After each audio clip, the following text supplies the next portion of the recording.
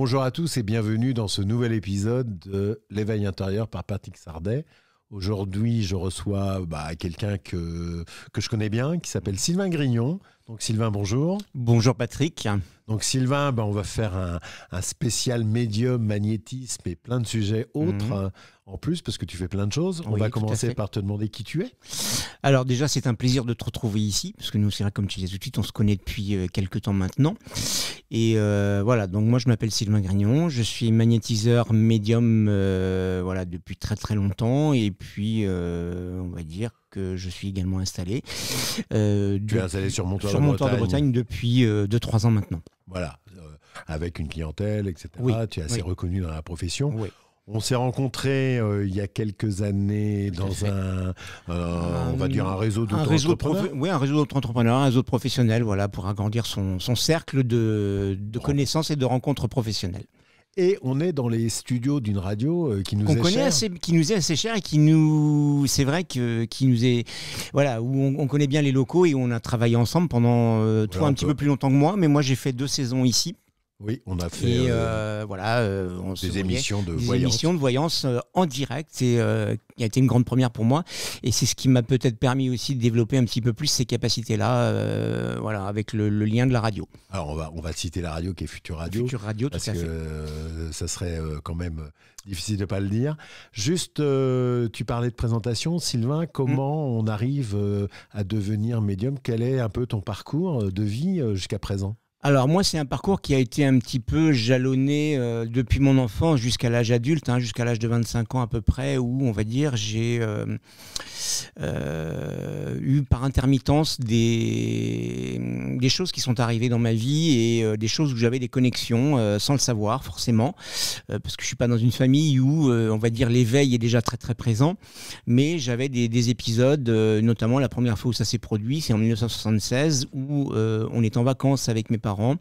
Et sur le chemin des vacances, on avait l'habitude de s'arrêter dans des endroits précis. On s'est arrêté à Oradour-sur-Glane, parce qu'on allait en vacances dans le Massif central. Et c'est la première fois où s'est manifesté, on va dire, mon don de médium, où j'ai capté les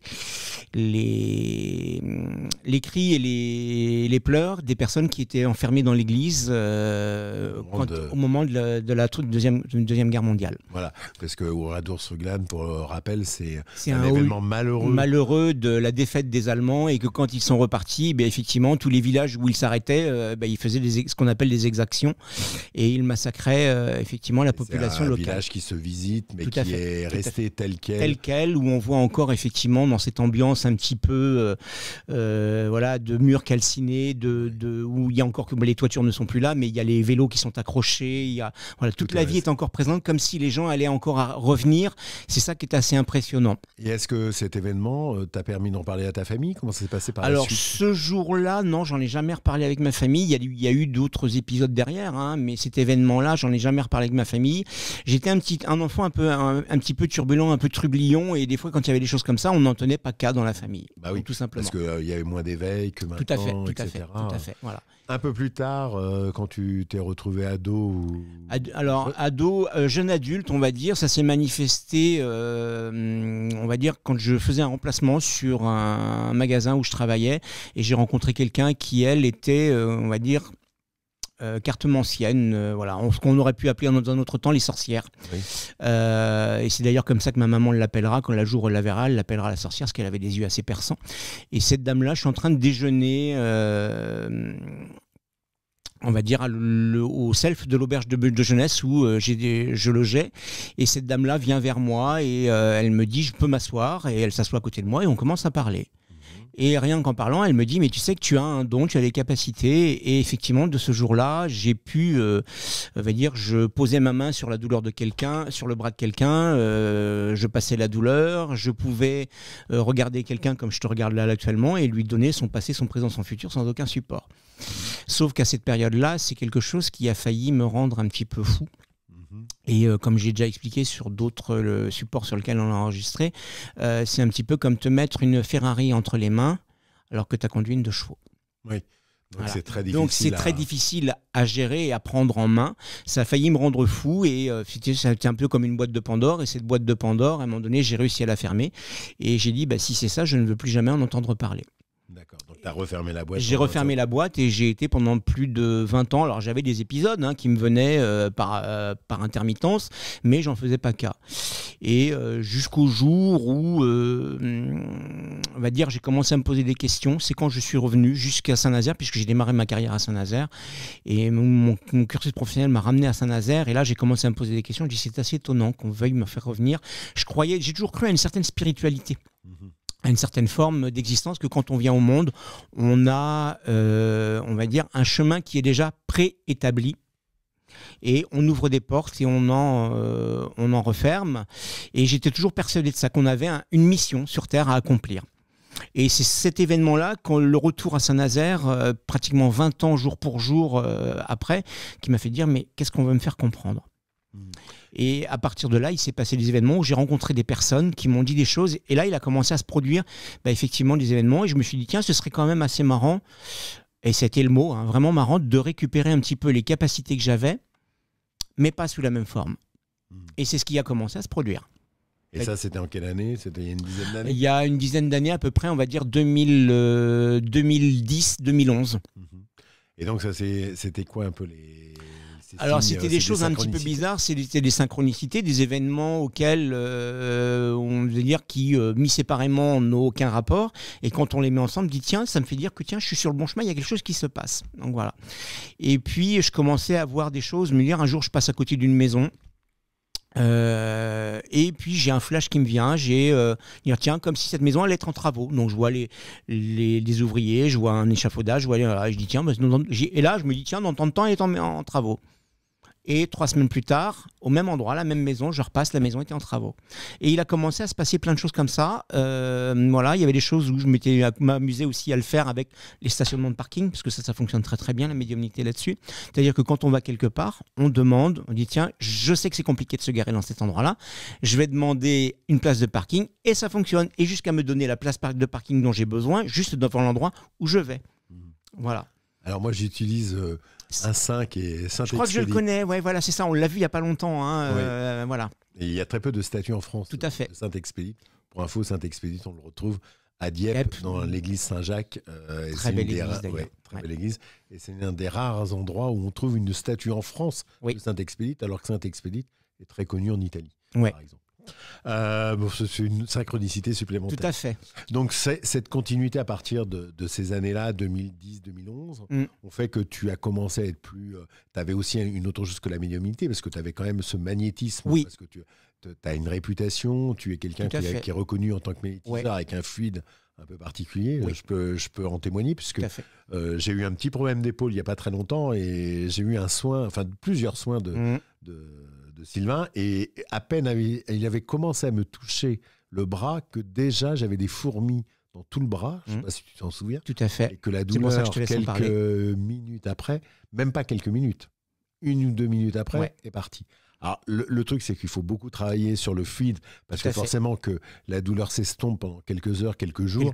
Et puis après, et puis alors, pour parler du magnétisme, ça va dépendre aussi des pathologies, parce qu'il y a certaines pathologies, alors j'aime pas ce terme-là, parce que c'est un terme médical et je suis pas médecin, je tiens à le rappeler, et je ne pratique pas la médecine. Je soulage simplement les maux MAUX.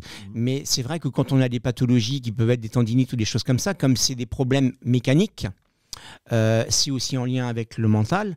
Donc effectivement, les choses peuvent revenir par récurrence tant qu'on n'a pas réglé le problème. Émotionnel et voilà. Donc c'est vrai que le corps nous envoie des messages, et donc ces messages-là, effectivement, si la personne qui vient en consultation n'a pas forcément réglé le problème, moi j'essaie souvent de les mettre sur le chemin de la problématique, parce que souvent une tendinite, c'est une tension, c'est tenir. Et effectivement, l'inverse, c'est le lâcher prise. Et généralement, ça vient par rapport à une situation qui peut être compliquée à gérer. Et quand les gens, on leur fait prendre conscience de ça, que c'est le corps qui envoie un message, et il me dit, ah oui, il s'est passé ça, effectivement, il y a eu ça dans telle période ou à telle période. Et le magnétisme, il est arrivé sur la même période? Est-ce que tu peux dire, par exemple... Le magnétisme, il est arrivé, lui, je dirais, assez jeune, parce que la première fois que je l'ai fait, c'est ma sœur qui s'était brûlée chez mes parents avec le fer à repasser, et instinctivement, je suis allé poser ma main sur l'endroit où elle s'était brûlée avec le fer à repasser. elle n'a pas eu de cloque, il n'y a pas eu, alors que elle était quand même, la peau était à vif, hein, il n'y avait plus de peau, la chair était là, elle n'a pas eu de douleur, elle n'a pas eu, voilà, et c'était l'une des premières fois. D'accord. Voilà. Et c'est quelque chose qui t'a poursuivi, c'est-à-dire que tout le temps, tu as toujours magnétisé les amis, etc. Ouais, les animaux aussi. Je magnétisais. Alors pour m'amuser, je le faisais avec des verres d'eau, parce que je savais que le fait de magnétiser un verre d'eau, ça pouvait changer le goût de l'eau. Magnétiser les fruits, magnétiser les légumes. Chez moi, j'ai des citrons qui sont magnétisés depuis 10 ans. Et ils sont dans une corbeille à la maison et je m'amuse avec ça. Et ils n'ont pas pourri, ils ne sont pas abîmés, ils sont secs. Hein. Ils sont durs comme de la pierre. Mais, et tu as pris des cours? Tu as fait des formations? Jamais fait de formation de magnétisme. Je me suis beaucoup documenté, j'ai lu des bouquins, voilà. Au jour d'aujourd'hui, il y a quand même beaucoup de choses qu'on regarde sur Internet également aussi. Après, je mets des guillemets par rapport à Internet parce qu'il faut quand même faire très très attention à ce qu'on trouve sur Internet. Tout n'est pas vérité. Donc il faut quand même faire attention à ça. Mais c'est vrai que je l'ai toujours fait à l'instinct. Et est-ce que quand on fait un soin, on dit qu'il faut après bien se laver les mains, faire des choses comme ça? Alors, tu as des rituels? Oui, alors la seule formation, les rituels que j'ai fait, la seule formation que j'ai fait, c'est les 2 premiers niveaux de Reiki. D'accord. Le Reiki, c'est une forme, on va dire, japonaise du magnétisme qui a été inventée par un moine japonais. Et donc, on utilise l'énergie de l'univers. Et en même temps, il y a des protocoles, effectivement, pour revenir au protocole. Donc, il y a un protocole qui est mis en place par rapport aux soins, que j'ai mis à ma sauce, mais il y a aussi des protocoles de nettoyage et préparatoires pour pouvoir faire du soin. Parce que quand on fait du soin, effectivement, on récupère les énergies et on enlève le mal chez la personne, mais il faut aussi pouvoir arriver à l'évacuer. Et c'est ça qui est très important, c'est de savoir aussi se protéger, parce que quand les gens viennent, ils viennent avec leur entièreté, ce que j'appelle leur entièreté, donc avec qui ils sont, avec tout leur vécu derrière, et mine de rien, ils laissent des choses au passage dans le lieu, et aussi donc moi dans ce que j'enlève, il faut que je puisse arriver à évacuer tout ça. D'accord. Donc il y a quand même, on fait attention, on est prudent. Si quelqu'un qui voudrait devenir magnétiseur, on ne devient pas magnétiseur. Du jour au lendemain, non. C'est du jour au lendemain. Alors on peut, hein, mais il y a beaucoup de magnétiseurs qui décèdent avec beaucoup de problèmes de santé parce que justement ils utilisent leur propre énergie. Et c'est très très mauvais. Parce qu'on a une énergie vitale, hein, on est de l'eau à 90%, l'eau elle vibre, elle est magnétique, voilà, et on est de l'énergie, la planète c'est de l'énergie, et on utilise l'énergie justement qui nous entoure, pour justement éviter de se fatiguer, parce que ça fatigue, on ne peut pas faire un certain nombre de soins indéfinis sur une journée, hein. Ça fatigue énormément, on a besoin de se ressourcer, on a besoin de se réénergiser, on va dire.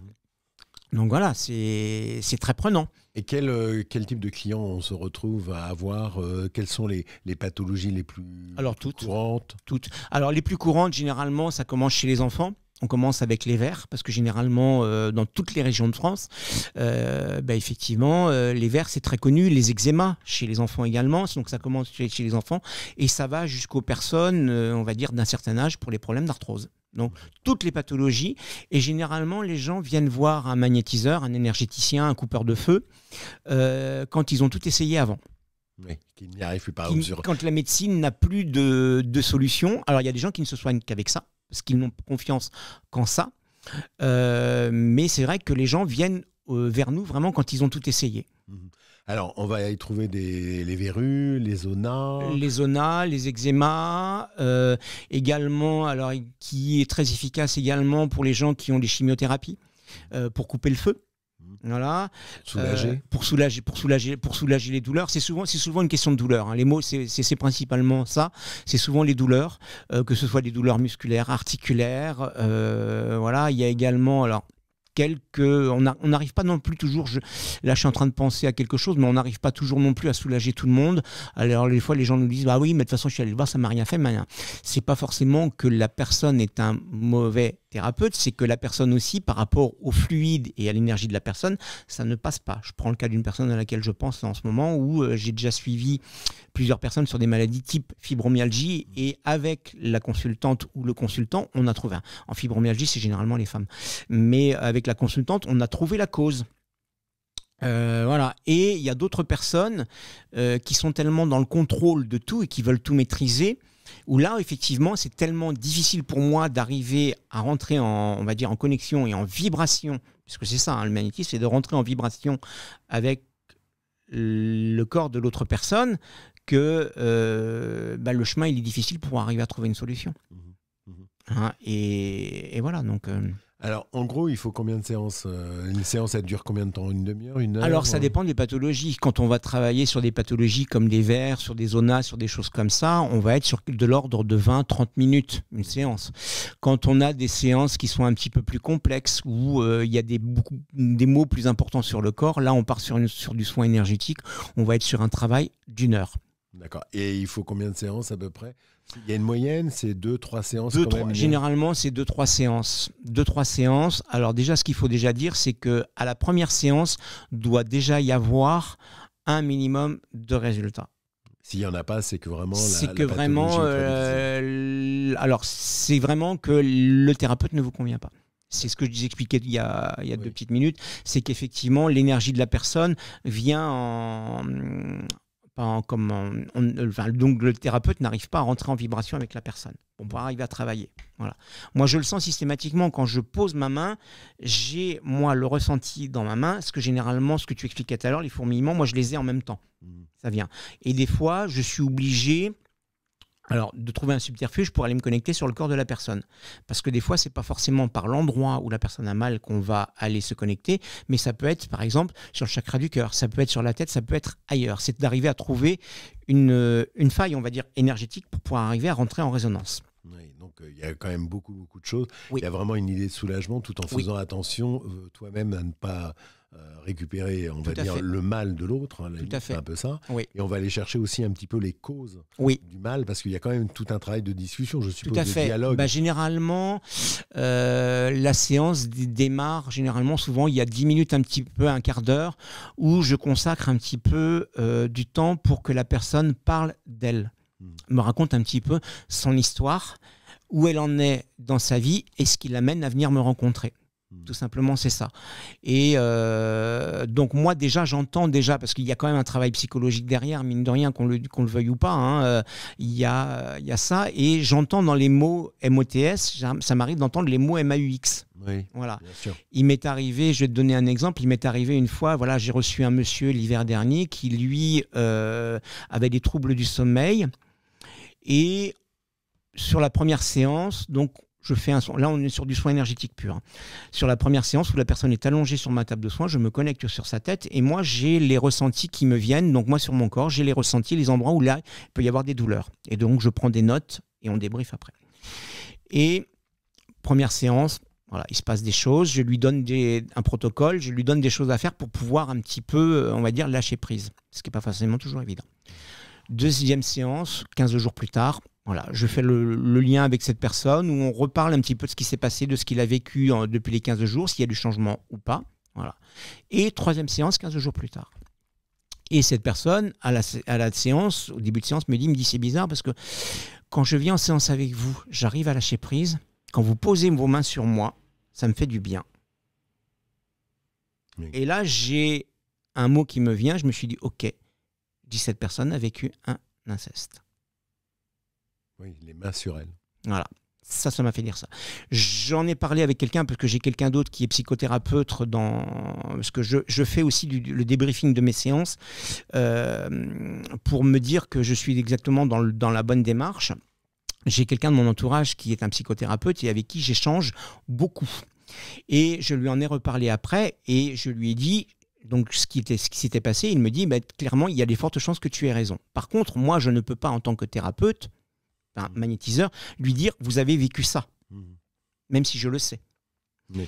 Et donc, j'invite la personne souvent vers un autre professionnel ou lui dire, là, vous avez besoin, vous, d'un suivi psychologique. Voilà, de voir un psychologue. Pour pouvoir démêler un petit peu tout ça. Et cette personne-là, effectivement, parce que la chose est tellement plus profonde et tellement plus enfouie dans les choses que ça va au-delà des mots MAUX. Et qu'effectivement, le corps, à un moment donné, il suffit d'un événement qui ramène, parce que cette personne-là avait mis tout on va dire, sous le tapis. Et c'est le fait d'avoir... parce que selon ces mots, cette personne m'a dit, ah oui, mais avant mes 10 ans, je ne me souviens plus de rien. Et donc, c'est ce qui... Voilà, il avait mis le couvercle dessus. Et il y avait un événement qui s'était passé ces dernières années qui lui amenait les troubles du sommeil et qui faisait que, voilà. Alors là, on a parlé beaucoup de magnétisme, Ouais. des soins de magnétisme, de Reiki, etc. et de tout ce que tu fais par rapport à ces vibrations et ce fluide. Tout à fait. On va revenir un peu à la médiumnité quand Ouais. même, qui est aussi ton sujet. Et là, tu fais des salons, Oui. notamment avec moi. Tout à fait. On a fait Dieppe, Royan, etc. Ouais. Donc là, ce n'est pas des soins Non. d'énergie, ce sont des séances, des consultations pour des gens, pour les aider à avancer sur leur chemin et de les remettre un petit peu sur, on va dire, sur leur chemin, effectivement. J'aime pas forcément trop le mot voyance, c'est peut-être plus le mot guidance qui conviendrait peut-être un peu plus parce que, comme j'aime à le dire, moi, la voyance, te dire qu'il va t'arriver demain, tiens, paf, il va t'arriver ci, il va t'arriver ça, ok, d'accord, mais comme j'aime à le dire, c'est les choses, notre avenir, on l'écrit tous les jours, et ce qui fait que les choses se produisent ou ne se produisent pas, c'est notre propre libre arbitre. Hein. Par contre, effectivement, comme j'aime à le dire, effectivement, comme je disais tout à l'heure, je crois à une certaine chose et quand on arrive au monde, on a un chemin de vie. Et effectivement, c'est de remettre les gens un petit peu sur ce chemin de vie-là, parce qu'effectivement, la vie est tellement faite, on va dire, compliquée. Et les gens, il y a des moments où ils sont un petit peu perdus dans tout ça. Et quand ils viennent nous voir, c'est effectivement de me dire, bah écoutez, je suis un petit peu perdu, je sais plus où j'en suis, j'arrive à une période de ma vie où c'est un petit peu compliqué. Et donc il y a effectivement cet échange, un petit peu de dialogue. Et après, on regarde un petit peu avec les cartes, puisque les cartes sont un support. Comme peuvent en être d'autres, hein, la boule de cristal ou tout autre. Et on va regarder un petit peu dans les cartes. Moi, je me connecte là-dessus et les cartes sont un petit peu un moyen pour permettre de déconnecter le mental pour pouvoir, moi, aller me connecter et recevoir les informations. Donc là, tu utilises quel jeu Alors moi, j'utilise l'oracle de la triade. J'en ai essayé d'autres, hein, notamment le tarot. Voilà, j'ai... Pour l'instant, chacun a un petit peu à ses supports. J'en ai acheté un autre dernièrement, juste avant le salon de Dieppe, et on en avait parlé ensemble. Je ne l'ai pas encore utilisé, j'ai pas encore mis le nez dedans, mais voilà. Les cartes, c'est juste un support, ouais, effectivement, pour arriver à se connecter à quelque chose et à voir les informations qui tombent. Et généralement, c'est des séances, donc moi, quand les gens viennent me voir, c'est des séances qui peuvent durer de 1 heure jusqu'à 2 heures. Hein, parce qu'on prend le temps de discuter et de voir effectivement sur comment on peut agir et vers quoi on peut faire débloquer les choses. Ce qui est assez spectaculaire, c'est que généralement, les gens, dans les jours qui suivent, dans les 2-3 jours qui suivent, généralement, il y a une réponse qui tombe à leurs inquiétudes. Oui, souvent ça arrive avec les connexions. Ouais. Là, c'est des choses les gens ont des réponses en fait. Tout à fait. Ils sont venus chercher quelque chose et ils ont une réponse. Ils ont une réponse et souvent le lendemain ou le surlendemain ou la semaine suivante, il me rappelle, il me dit, bah, dis donc Sylvain, je suis venu voir la semaine dernière. Il me dit, c'est impressionnant votre truc parce qu'il me dit, mais ce que vous m'aviez dit là, il me dit, j'ai mis ça en place, ça fait bouger les choses. Je dis, ben voilà. Et c'est correct qu'effectivement, moi, la façon dont je travaille les cartes, c'est effectivement, il y a des événements du passé qui vont tomber, il y a des événements du présent, et il y a aussi le potentiel futur, et de se dire que sur les éléments qui sont c'est chiant, j'arrête pas de chercher mes mots. Sur les éléments qui sont en jeu, effectivement, on regarde sur quel levier on peut appuyer ou sur quoi on peut tirer, sur le fil d'Ariane, sur quel fil on peut tirer pour arriver à faire... J'appelle ça le fil rouge, moi. Le fil rouge, ouais, effectivement, pour voir sur quoi on peut tirer pour pouvoir arriver à faire débloquer une situation qui paraît assez complexe et qui peut débloquer les choses. Oui. Et souvent, il y a des réponses comme ça pendant les consultations où même les gens amènent la réponse eux-mêmes, tout à voyant fait. Des fois même une carte. Oui, mais la réponse, souvent, ils l'ont. La réponse, ils l'ont. Nous, on n'est que le fusible qui leur permet de. C'est tout. Voilà. Alors tout ça, tu as un cabinet, ce cabinet il est à Montoire-de-Bretagne en Loire-Atlantique. Tout à fait. Et donc tu reçois en cabinet, est-ce que tu fais des visios, des choses comme ça? Non, alors il y a des choses pour l'instant non, parce que là on va dire que j'ai eu cette année une année qui a été un petit peu complexe et j'ai souhaité prendre un petit peu de recul pour repositionner un petit peu les choses, voir comment je vais positionner les choses à partir de donc 2024. Là il y a tout un questionnement qui est en train de se faire, un repositionnement de mon activité, tout simplement. Et donc, je sais que tu as justement d'autres activités, on va en parler, des activités. Alors, notamment la médiumnité, effectivement, qui m'a amené effectivement sur une activité ou sur quelque chose qui est assez fou, qui est effectivement le chant. D'accord. Alors, est-ce que tu peux nous expliquer où tu en es? Tu as repris des cours? Comment ça se passe? Alors, j'ai la chance extraordinaire d'avoir rencontré quelqu'un qui a chanté avec les plus belles voix lyriques de France, sachant que moi, le chant, c'est quelque chose depuis tout gamin. Je chantais voilà, depuis tout petit. J'ai fait partie d'une chorale à un moment donné aussi. Et là, cette rencontre, elle a été franchement révélatrice de quelque chose. C'est un monsieur qui s'appelle Gilles, qui est basé sur Nantes et qui a travaillé avec les plus belles voix lyriques de France, avec Guéda, avec Alania, avec Nathalie Dessay, avec tous ces gens-là, donc c'est quand même une pointure.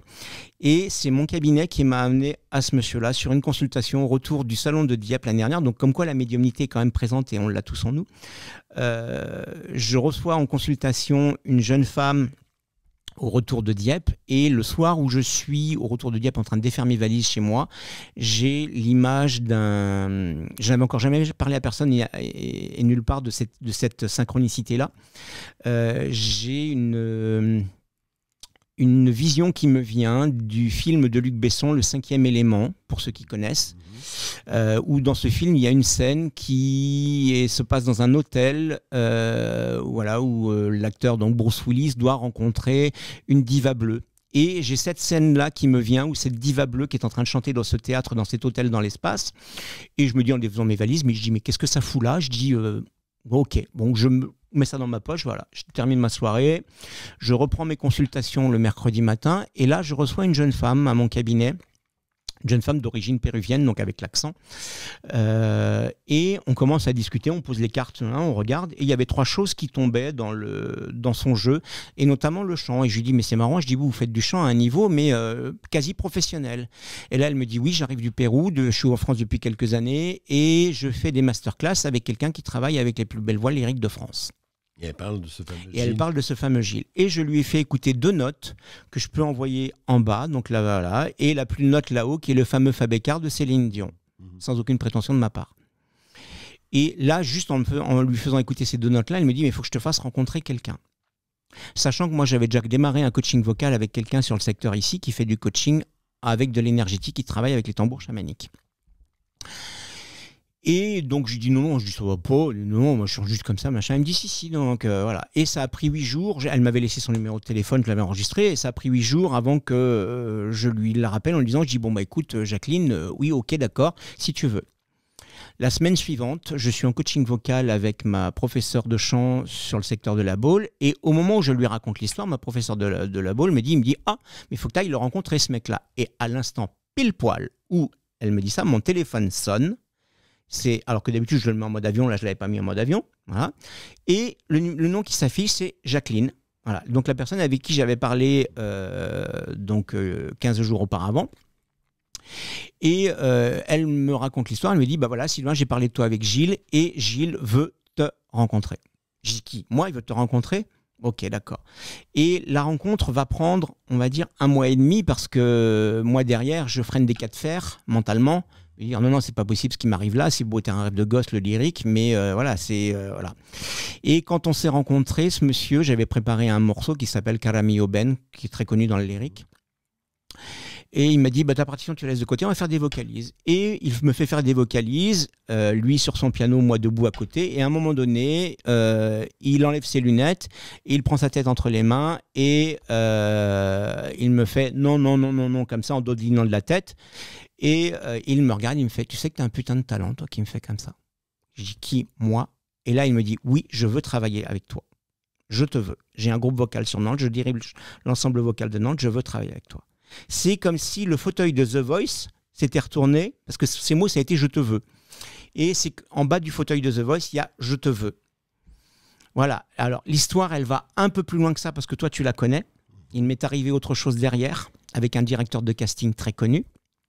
Je n'en parlerai pas plus, parce que ça n'a pas été plus loin, mais j'ai quand même été contacté par ce directeur de casting, après avoir posté une vidéo sur YouTube. Et j'en ai les poils tellement ça me parcourt tout le dos, les frissons.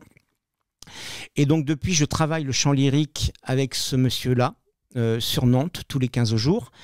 Et je ne savais pas en commençant avec lui d'où venait l'envie du lyrique. Et j'ai bouclé la boucle avec lui parce que le chant du lyrique me vient de mon enfance. Ça m'a ramené, là dernièrement, on a travaillé un air que tous les Français connaissent, qui est l'air du French Cancan. C'est « Je suis brésilien » d'Offenbach, La vie parisienne. Et quand j'ai commencé à travailler cette ère-là, je me suis revu enfant chez mes grands-parents le dimanche après-midi quand on allait manger la crème franco-russe que certains pères enfants de ma génération ont connu et le gâteau de Savoie. Et j'étais devant la télé donc de mes grands-parents et à la télé, il y avait les émissions de Jacques Martin, Le Petit Bout de la Lorgnette, ouais. Le dimanche après-midi, tout ça. Et il y avait donc deux chanteurs qui étaient là, qui étaient Jean-Marc Thibault et je loupe toujours le nom de son acolyte. Et donc Jacques Martin au milieu de tout ça, qui lui chantait toutes ces chansons-là de la vie parisienne et d'Offenbach. Et ça m'a ramené un petit peu à ça. Et donc, j'ai bouclé la boucle avec ce professeur de chant de savoir d'où venait le chant. Et c'est franchement quelque chose de génial. Et c'est la médiumnité qui m'a amené à ça. Alors, il y a le chant, donc ça, c'est quelque chose de très important pour toi et tu continues à travailler. Mais je prends un plaisir fou. Voilà. Et puis, il y a la peinture aussi un petit peu. La peinture, ouais, depuis très longtemps. Depuis une vingtaine d'années maintenant, effectivement, où la peinture, alors là c'est pareil, ça a été des synchronicités qui m'ont amené là-dessus. J'ai toujours dessiné, j'ai toujours un crayon dans les mains, et puis j'ai rencontré une association il y a peu plus de 20 ans maintenant, qui est une association bretonne qui est Couleurs de Bretagne, et avec qui parcourt donc toute la Bretagne et qui nous emmène, on va dire, peindre et dessiner un petit peu dans tous les endroits en Bretagne. Et c'est vrai que j'ai eu la chance d'avoir des prix. Bon, j'ai pris des cours bien sûr pendant 1 an. Avant d'aller là-dessus, mais c'est vrai que ça a été une découverte, et la peinture pour moi c'est une façon de s'évader, voilà. Donc beaucoup d'activités, ouais. On va prendre les 2 principales qui sont quand même la médiumnité et le magnétisme qui te font vivre, etc. Et après le chant et la peinture sur des activités extra professionnelles. Après, effectivement, peut-être qu'un jour ça m'amènera sur autre chose, je ne sais pas, mais c'est, on va dire, une quête et un chemin. Alors, tout ça, on a fait une panoplie complète de ce que tu fais, Sylvain. On va parler un petit peu aussi des week-ends de la voyance, parce que tu es dans l'organisation des week-ends de la voyance. Des week-ends qui sont organisés dans des casinos. On fait aussi les week-ends du bien-être ensemble, puisque on travaille avec plusieurs. Et là, dernièrement, on a fait Dieppe, Royan. Alors, Royan, moi, je n'y étais pas. Voilà, je ne pouvais pas y être, mais c'est vrai que j'ai fait Dieppe. Il y a eu la Baule par 2 fois par avant. Il y a eu les 2 années de Dieppe où là effectivement ça a été cette année assez simple. Alors l'année dernière c'est une grande première parce qu'il y a eu la première fois également une conférence que j'avais fait l'année dernière. Sur la médiumnité ou tous médiums, et cette conférence-là, vous pouvez la retrouver sur YouTube, voilà, ou en tapant Sylvain Grignon ou tous médiums, comment vivre ses capacités au quotidien. Donc j'ai eu beaucoup de retours positifs là-dessus, où j'explique un petit peu mon parcours de médium et effectivement ce que moi je conçois de la médiumnité et ce qu'elle est. Parce qu'effectivement souvent les gens font le lien uniquement entre, on va dire, la médiumnité et le contact avec les défunts, alors que la médiumnité ce n'est pas que ça, c'est une boussole, c'est un chemin de vie, la médiumnité, donc c'est le lâcher prise, c'est faire conscience à ses ressentis. Alors comment on peut prendre rendez-vous avec Sylvain Grignon ? Comment on fait ? Alors, je suis assez bien référencé sur notre ami Google, pour ne pas le nommer.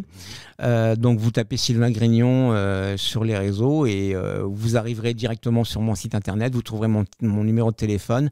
Alors, pour des premiers contacts, on évitera les SMS impersonnels sur lesquels j'ai besoin d'un rendez-vous, j'ai besoin de vous voir parce que je ne sais pas qui vous êtes, je ne sais pas, voilà. Donc, c'est très désagréable. Alors, je sais qu'on est dans l'ère du numérique, qu'on est dans l'ère de... Voilà, mais quand on ne sait pas à qui on a en face de nous, moi j'aime le téléphone, mais j'aime le téléphone pour la voix, et on contacte par téléphone et on laisse un message. Alors donc on te contacte sur Google, on peut aller taper Sylvain Grignon également sur Facebook, sur Insta, sur les Alors sur les mon Insta, c'est un Insta perso, c'est pas, il est visible, mais c'est un Insta perso, donc vous n'y trouverez pas d'informations par rapport à ma médiumnité. J'ai une page Facebook, Sylvain Grignon Magnétiseur Médium, où là vous irez vous abonner dessus et vous trouverez toutes les informations me concernant. Et puis également mon site internet, en tapant sur Sylvain Grignon sur internet, vous tombez dessus directement.